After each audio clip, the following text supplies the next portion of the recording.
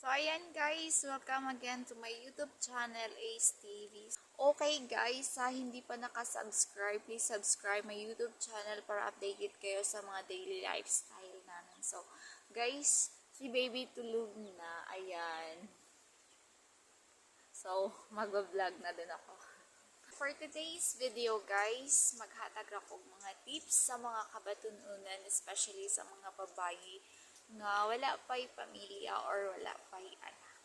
So guys, tips ninyo para naamoy mga idea or para inyuhan ni siyang kuan og base. Natay 5 things to do when we are single. So first is pray. So of course, prayer is very important for us as a human being. Kay mo na dyan na siya ay marag pinaka one thing nga dili na to pwede kalimtan.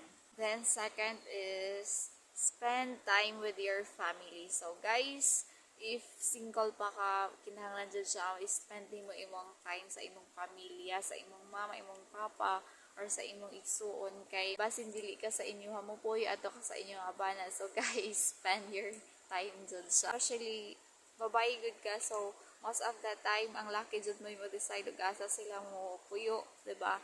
So, wala dyan kay choice o bukuyag sa imong bana o biyaan yung imong pamilya. So, third is savings guys. So, kinahanglan ka mo save.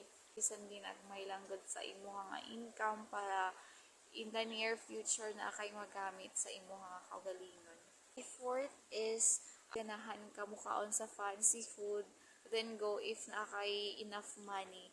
Then, if ganahan ka mo palit og mga pagwapa, mga cosmetics, imong mga hygiene, sugunsaran pa, ug maka-afford ka guys, then palita ka. If moabot panggod ang panahon, if maminyo na ka, what if makatunong ka sa kinabuhi nga dili siya ingon nga haruhay, medyo okay ra siya. So, nagod siya time or na siya nagod siya tendency guys nga di nagod siya nimo mapalit kung makapalit man ganing ka ang lan siya nimo tiguman, di ba?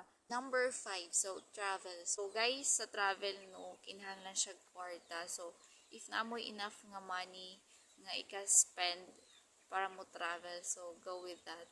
Kay if ganahan ka mo adto og abroad, if ganahan ka mo adto sa mga lain-lain nga tourist spot karon, labi na kay daghan na kay nga tourist spot, diba? Makaikag kay sa Facebook imong mga friends, sige ga update then ikaw wala, so makaila pod biya usahay, diba? So if na kay enough money, if na kay time mo, laag lang guys. Kay if mabot magod, diba?